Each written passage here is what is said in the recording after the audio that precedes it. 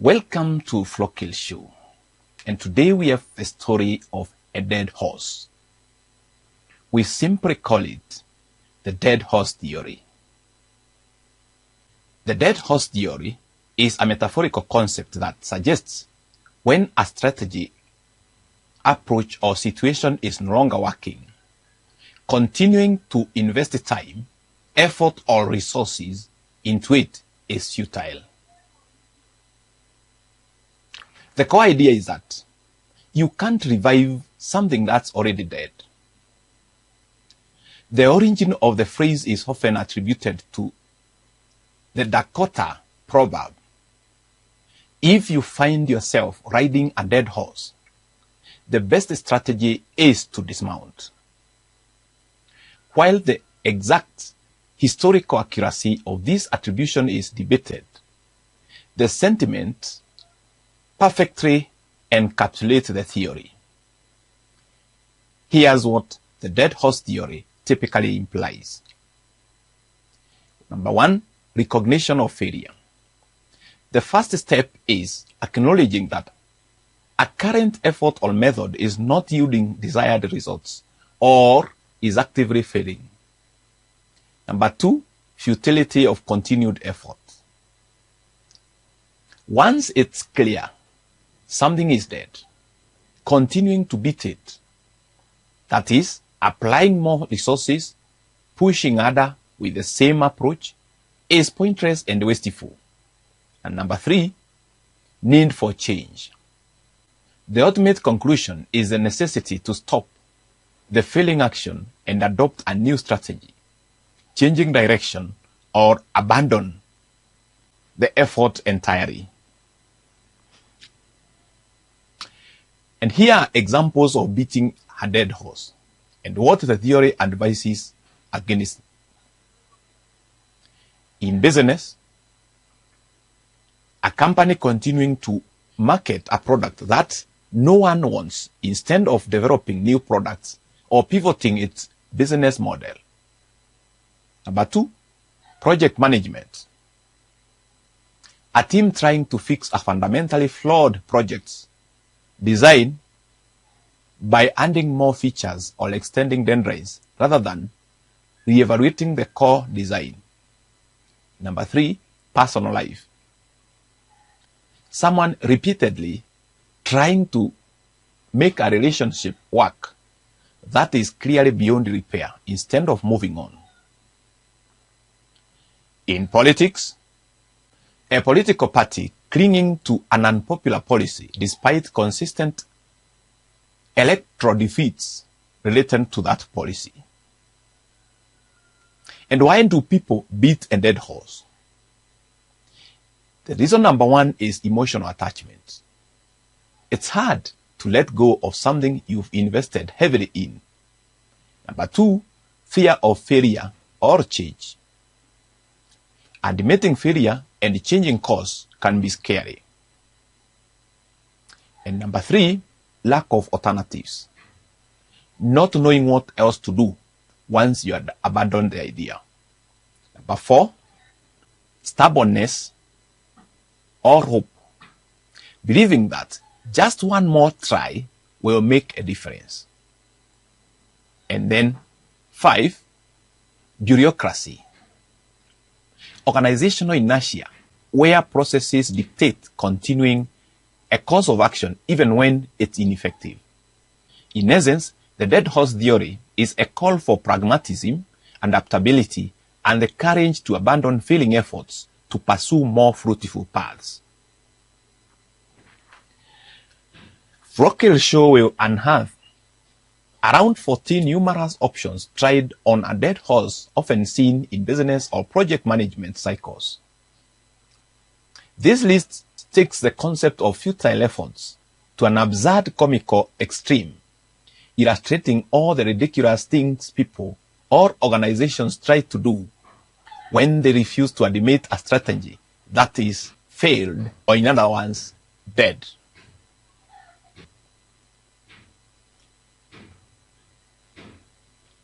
The first option, when people realize that they are riding a dead horse, is buying a stronger whip. The meaning of this is that the idea of applying more pressure, increasing intensity, or forcing the existing failing strategy even harder. It's the belief that if you just push a little more, work longer hours, or demand more from the team, the broken system will suddenly yield results. The description for this: instead of questioning the horse's vitality, the rider invests in a bigger, more imposing whip, believing that the previous whip was simply inadequate. This often manifests as setting even more aggressive targets, increasing workloads, or introducing more stringent monitoring, all while sticking to an intrinsically flawed plan. It fails to address the root cause, which is the horse. The strategy is no longer capable of moving forward, regardless of how much it's whipped. The second one, another option that is tried, is threatening the horse with termination.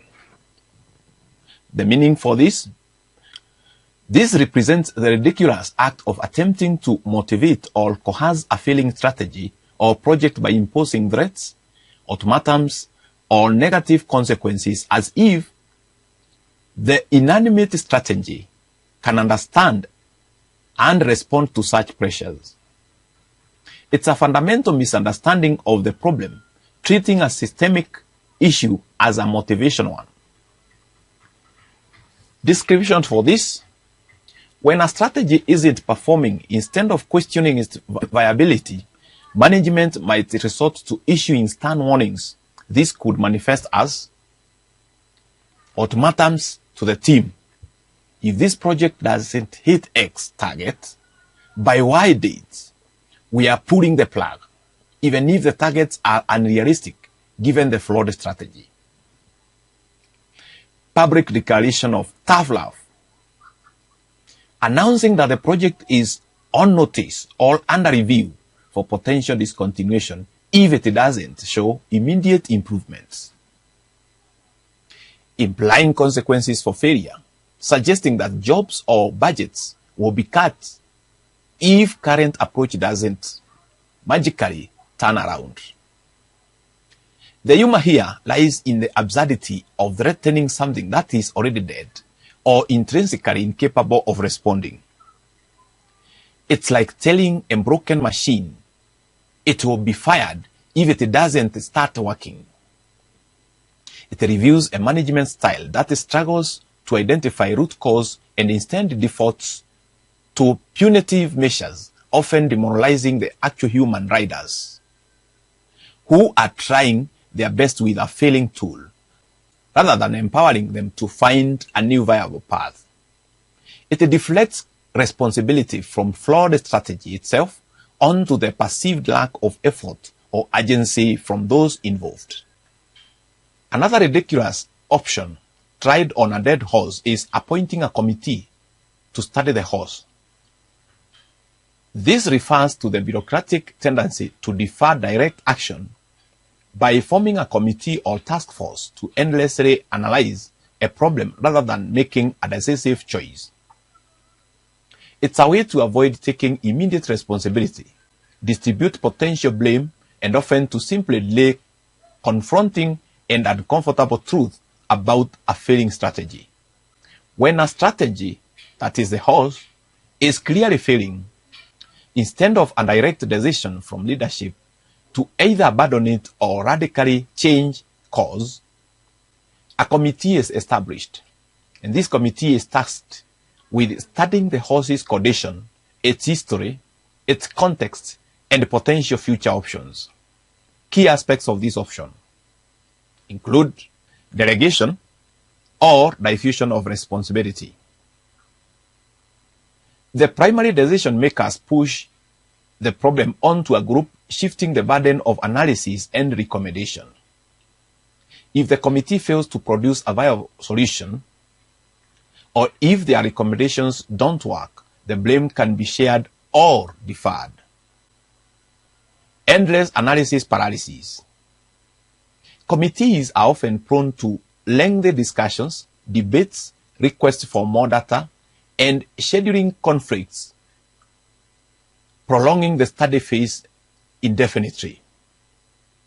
The focus shifts from solving problem to the process of studying it.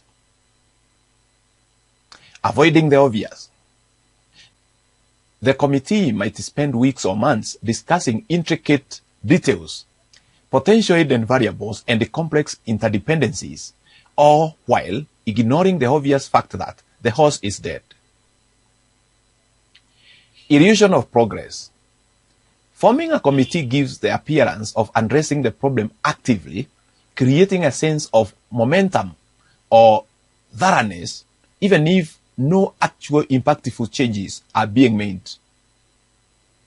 This option perfectly illustrates how organizational inertia and a fear of making tough decisions can lead to an elaborate, time-consuming, and ultimately fruitless process, or to avoid acknowledgement and fundamental failure. The committee aspect specifically highlights the group dynamic, shared responsibility, and thus diminished individual accountability, and the potential for a prolonged, multifaceted, analytical effort that may never culminate into indecisive action.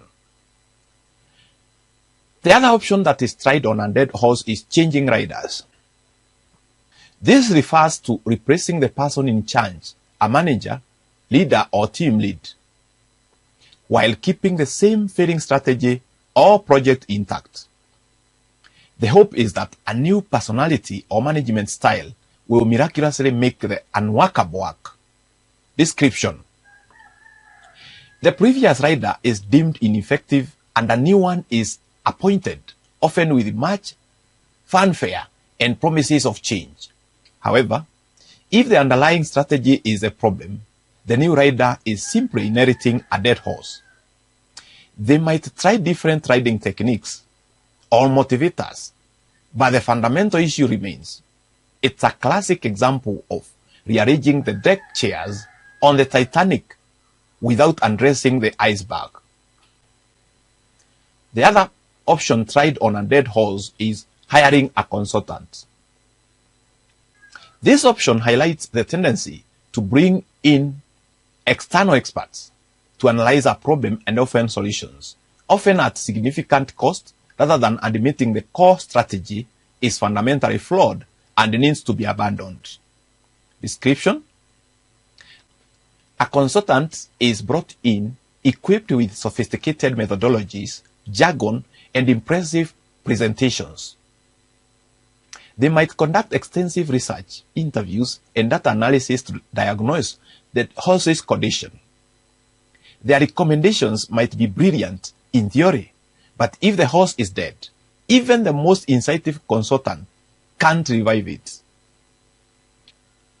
This often serves to delay the inevitable decision, provide a scapegoat if things still don't improve, or simply rationalize continued investment in a lost cause. Another option for trying a dead horse is harnessing several dead horses together to increase speed.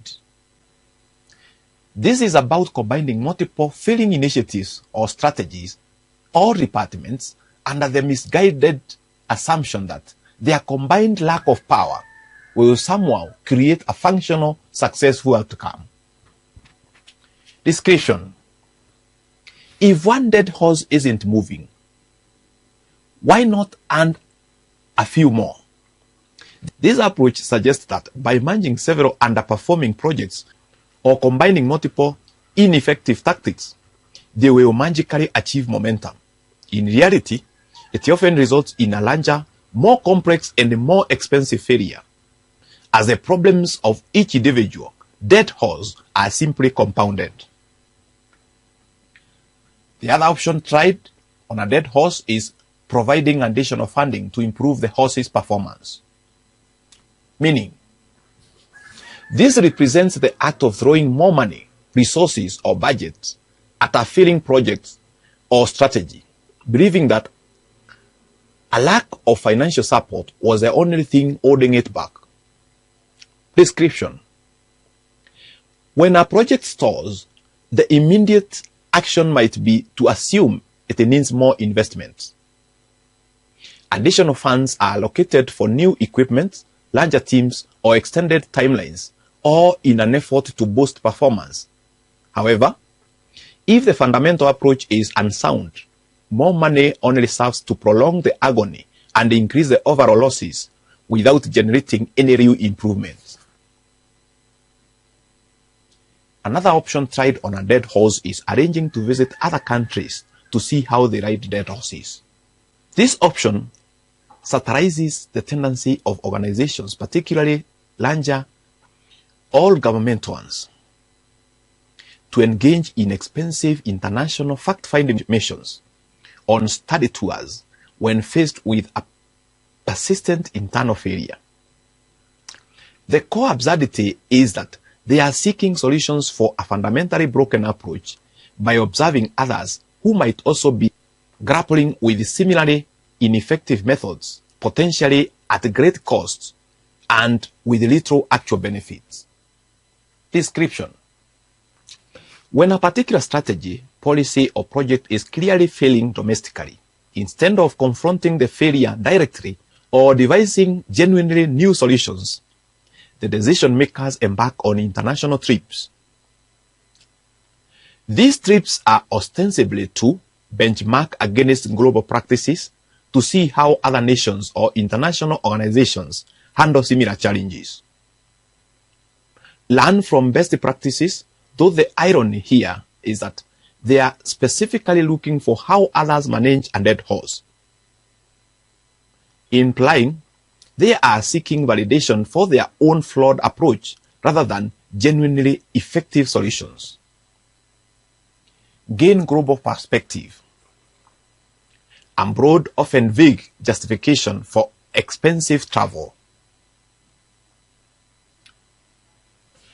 The other option tried on dead horse is declassifying the dead horse as living impaired, meaning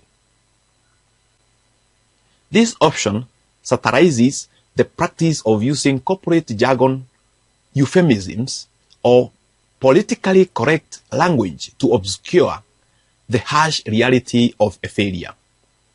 Instead of plainly stating that a strategy or project is dead, it's given a less offensive, more ambiguous, and ultimately deceptive label to avoid directly confronting the problem. It's about spinning a catastrophic failure into something that sounds like it just needs support or accommodation. Description: when an initiative, product, or strategy has unequivocally failed, instead of calling it what it is, dead, failed, obsolete, an organization employs linguistic gymnastics to soften the blow and avoid accountability. This can manifest in several ways: euphemistic language,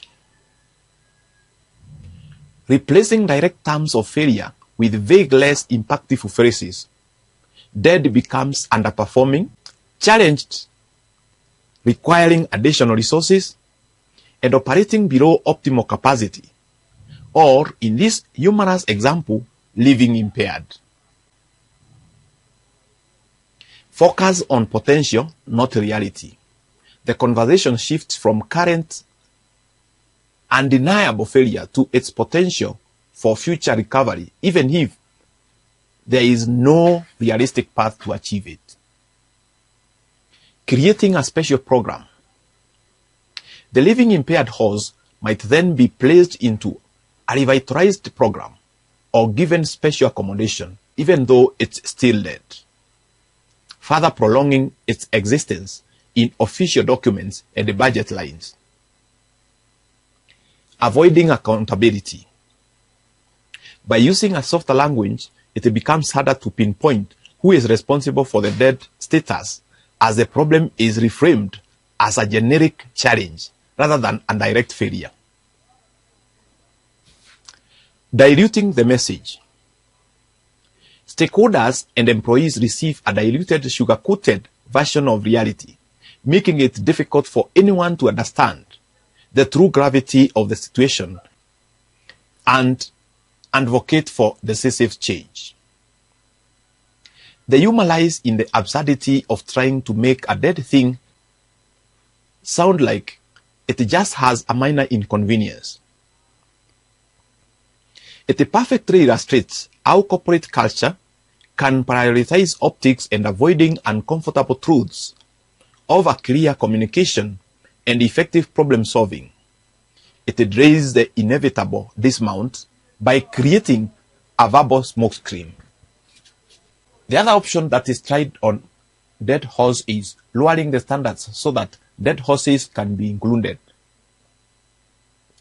Meaning, this option highlights the deceptive practice of manipulating performance metrics, altering success criteria, or reducing expectations so that a failing project, product, or strategy can appear to be succeeding or on track.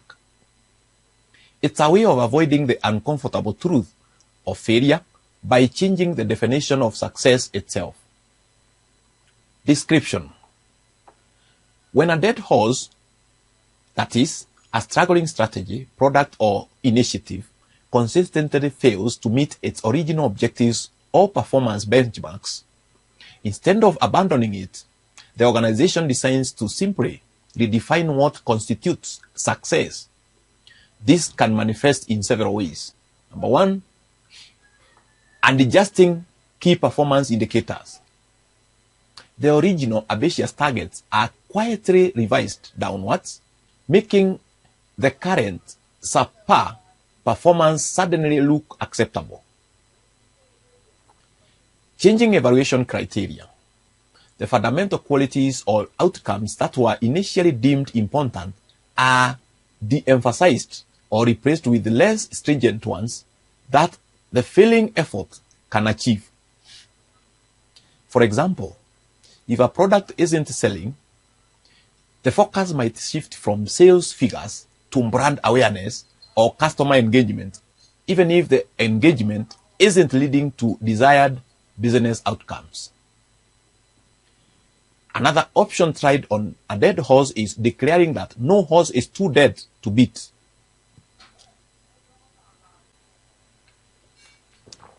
Meaning, this is a defiant and often irrational refusal to accept failure.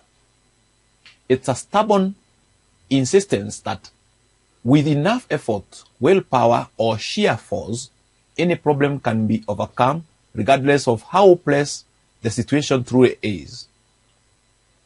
Description: this embodies a mentality of pure denial.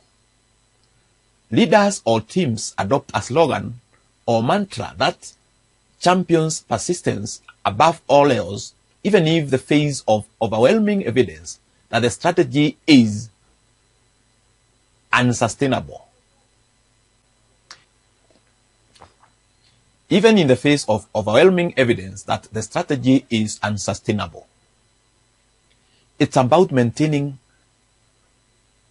a facade of optimism or control, avoiding the difficult conversation about quitting and potentially dragging down everyone involved with a futile crusade. The other option tried on a dead horse is arranging a study to see how a dead horse is ridden. This refers to the bureaucratic tendency to launch investigations, conduct expensive analysis, or form committees to study a problem instead of taking decisive action. It delays the inevitable decision to dismount or change course. Description: when faced with a clear failure, some organizations opt for a lengthy and often costly process of due diligence. They form task force, commission a report, or engage in months of data gathering to scientifically determine the deadness of the horse. This provides an illusion of action and progress, while essentially postponing the uncomfortable truth and avoiding accountability for past mistakes. The other option tried on a dead horse is visiting other sites to see how they ride dead horses. This is about seeking external benchmarks or examples, not to learn from success, but to validate one's failing approach by finding others who are also struggling with similar ineffective strategies. Description: instead of looking for truly innovative or successful methods, an organization might embark on field trips or best practice tours to see how other companies or teams are managing their own struggling projects. The implicit goal isn't to find a solution, but to find reassurance that their own dead horse strategy isn't unique, or to find others who are equally committed to a losing battle, thus justifying their continued folly. And the last option is developing a training session to improve riding skills as an option of trying a dead horse. Meaning, this signifies focusing on superficial skill development or minor process adjustments, believing that if the individuals involved were just better at executing the current strategy, it would succeed, rather than recognizing that the strategy itself is a problem. Description: the blame is subtly shifted from the inherently flawed strategy to the people implementing it. Training programs are rolled out focusing on communication, project management techniques, or specific software skills. While skill development is generally positive, in this context, it's a diversion. It assumes the riders are simply not skilled enough to make a dead horse run, ignoring the fact that no amount of riding skill will bring life back to what's already dead.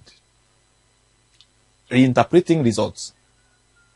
Data might be cherry-picked, reports spun positively, or negative trends minimized to create an illusion of progress or satisfactory performance. Creating participation trophies. Any minor achievement, no matter how insignificant in the grand scheme, is celebrated as a major win to maintain morale and justify continued investment. Broadening definitions.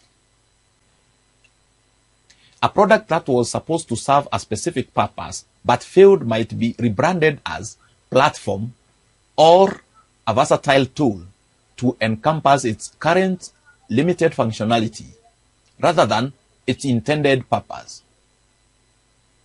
The humor and irony lie in the complete inversion of effective management. Instead of improving performance to meet standards, the standards are degraded to accommodate poor performance. This avoids tough decisions, preserves egos, and maintains the illusion of competence, but ultimately undermines genuine progress, wastes resources on truly failing ventures, and can lead to a culture of mediocrity where real accountability is absent. It's a dangerous path for any organization that values true achievement. And that brings us to the end of the many humorous options which are tried on a dead horse. A failed strategy, leave it. Move on to the one which is working. No matter which method you try, things will not change. Thank you for viewing our channel. We shall keep you more updated and informed. If you found this video insightful, don't forget to comment, subscribe, like and share our videos on our channel. Thank you so much.